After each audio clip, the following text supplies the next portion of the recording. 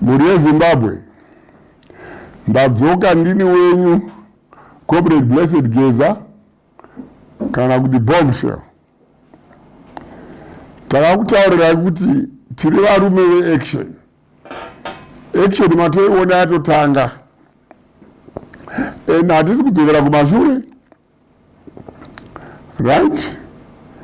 Imwe zvikananda nemapolitical criminals. Shanai nehunhu hwenyu munopera. Right? Shanai nehunhu hwenyu. Right? Iri ndo rinonzi game redu manje. Right?